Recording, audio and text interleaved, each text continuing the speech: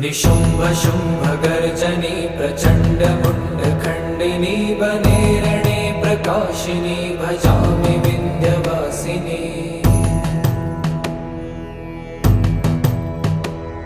त्रिशूलमुण्डधारिणी धराविघातहारिणी गृहे गृहे निवासिनी भजामि विन्ध्यवासिनी।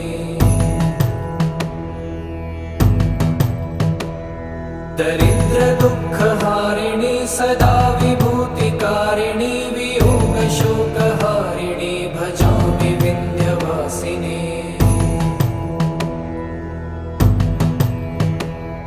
लसत्सुलोललोचनं लतासनं वरप्रदं कपालशूलधारिणी भजामि विन्ध्यवासिनी। कराब्जदान